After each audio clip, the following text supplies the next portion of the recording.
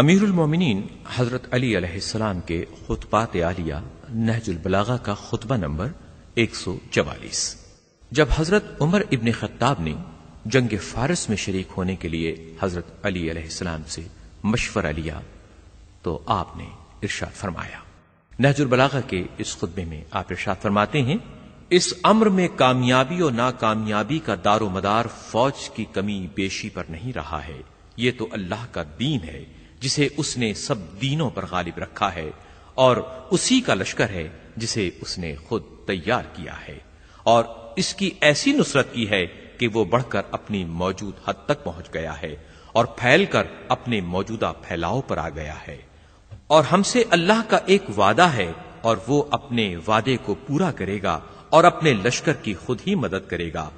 امور سلطنت میں حاکم کی حیثیت وہی ہوتی ہے جو مہروں میں ڈورے کی جو انہیں سمیٹ کر رکھتا ہے، جب ڈورا ٹوٹ جائے تو سب مہرے بکھر جائیں گے اور پھر کبھی سمٹ نہ سکیں گے۔ آج عرب والے اگرچہ گنتی میں کم ہیں مگر اسلام کی وجہ سے وہ بہت ہیں اور اتحاد باہمی کی سبب سے فتح و غلبہ پانے والے ہیں۔ تم اپنے مقام پر کھوٹی کی طرح جمے رہو اور عرب کا نظم و نسق برقرار رکھو اور انہی کو جنگ کی آگ کا مقابلہ کرنے دو، اس لیے کہ اگر تم نے اس سرزمین کو چھوڑا تو عرب اطراف و جوانب سے تم پر ٹوٹ پڑیں گے، یہاں تک کہ تمہیں اپنے سامنے کے حالات سے زیادہ ان مقامات کی فکر ہو جائے گی جنہیں تم اپنے پسے پشت غیر محفوظ چھوڑ کر گئے ہو۔ کل اگر عجم والے تمہیں دیکھیں گے تو آپس میں یہ کہیں گے، یہ ہے سردار عرب، اگر تم نے اس کا قلاقمہ کر دیا تو آسودہ ہو جاؤ گے، تو اس کی وجہ سے ان کی حرص و طمع تم پر زیادہ ہو جائے گی۔